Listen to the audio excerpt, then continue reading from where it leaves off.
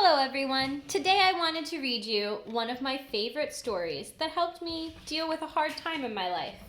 The name of this story is called Heart-Shaped Pickles.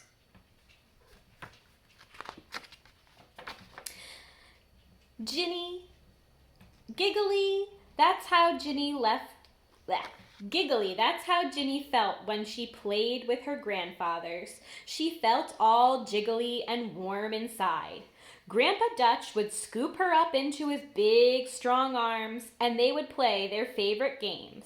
Find Grandpa's hair.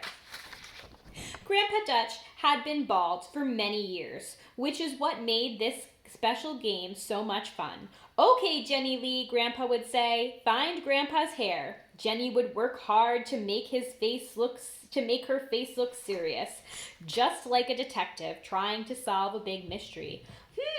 She would say as if she searched every inch of Grandpa's smooth head looking for even one hair.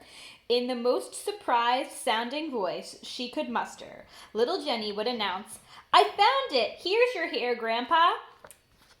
Then her tiny fingers would tickle the hairs of his bushy eyebrows. Grandpa's face would light up brighter than the morning sun, and his eyes would shine with love.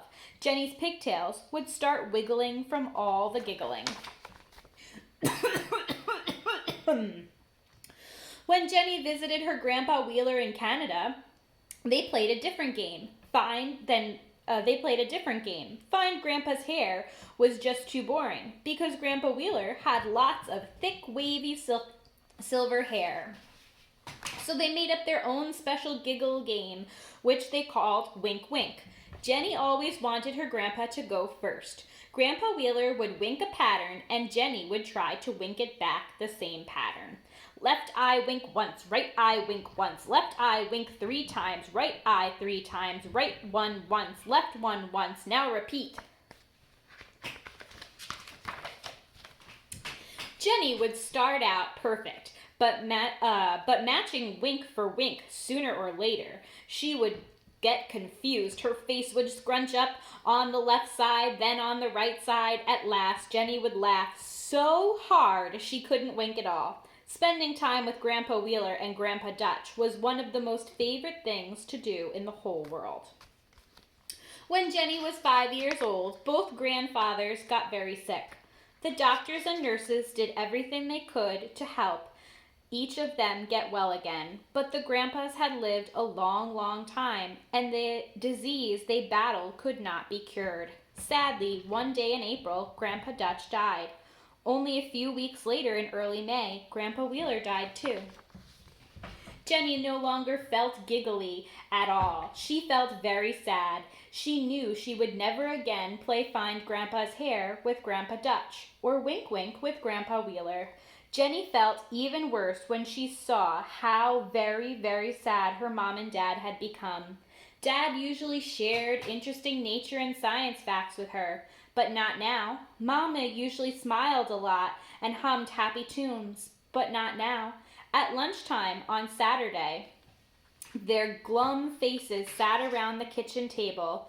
I miss my grandpas, Jenny said softly. So do I, sweetie, Mama whispered, and she gave Jenny a gentle squeeze.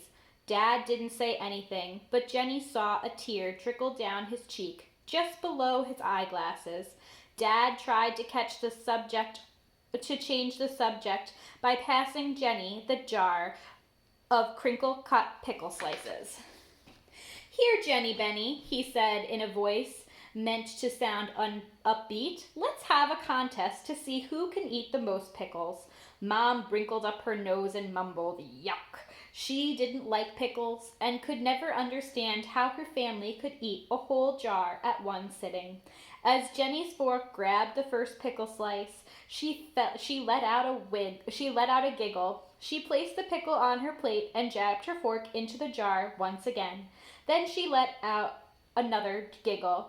She held her fork high to show her parents what she had found. Drip, drip, drip went the pickle juice onto the table. Mom and Dad frowned at the wet mess. "Look at this cute little heart-shaped pickle," Jenny exclaimed, twirling the fork around so she could admire the pickle from every angle. "See, it's in the shape of a beautiful heart. I knew it. I just knew it.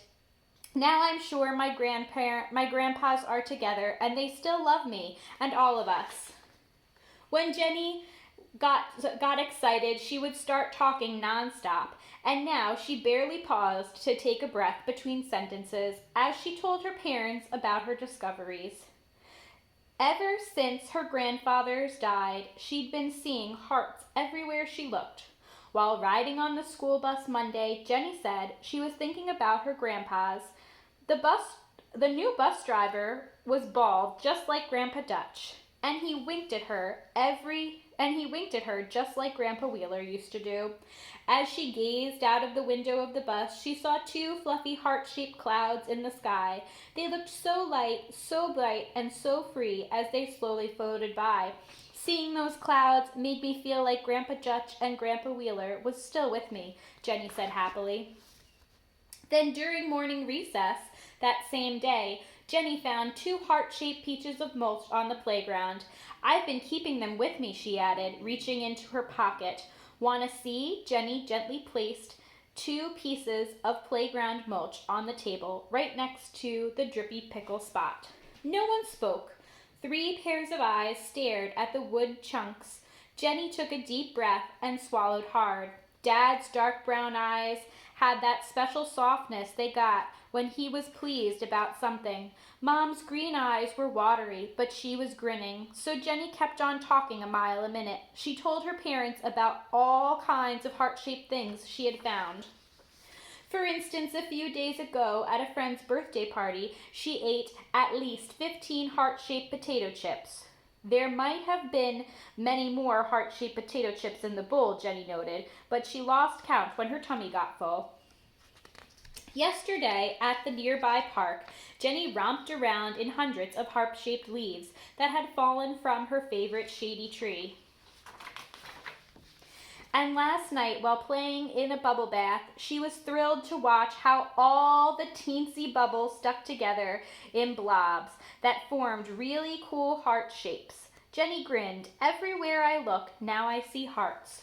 Her big brown eyes winced, and her mom and dad widened, and her big brown eyes widened, and mom and dad, "Did you see all those heart-shaped pebbles on the driveway this morning when we got home from the store? There must have been 10 or 11 of them." With that, Jenny ran out of the front door, calling her mom and dad to come too. The 3 of them stood next to their red van, looking down at the puddles on the concrete. Jenny began to count. "Yup, 11 heart-shaped puddles," she confirmed. Mom smiled, Dad smiled, and of course Jenny smiled too. "Let's go finish our lunch," Mom said, humming a happy tune as they walked back into the house. "Speaking of puddles," Dad said with excitement, "remind me to tell you about the awesome nature show I saw last night on the rainforest." As they sat back in their chairs at the table, Dad added, "But first, how about that pickle eating contest, Jenny Benny?" As Dad reached for the jar of pickles, Mom held out her hand, motioning for her dad to give her the pickles. Dad looked puzzled. Mom placed the pickle jar smack dab in the center of the table.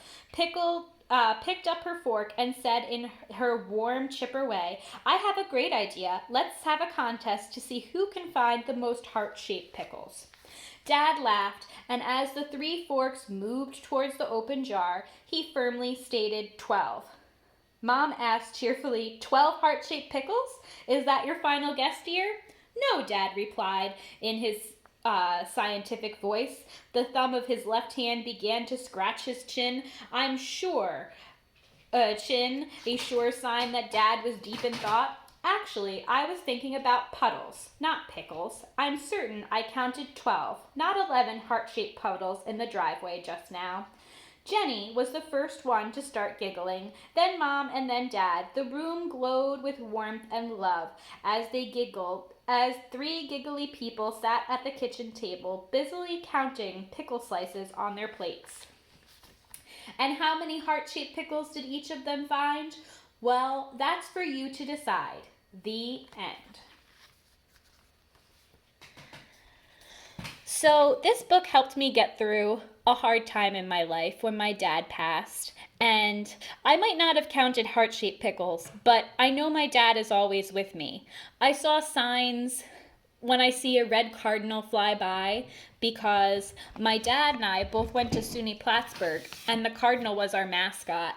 And I also saw signs like when the car had even numbers on the dashboard, I would think he was in my car because I'd never seen it happen before. And him and I had talked about how we rarely ever got to see that happen. And then after he passed, I saw it happen a lot, and I would always think that he was with me when I was driving. So I just wanted to let all the people who are going through a hard time right now, who might have had someone pass, that it's going to be okay. There's people who are out there who care about you and want to help you, and your loved ones will always love you and always be with you. You just have to look for them. I hope this helps. Bye-bye.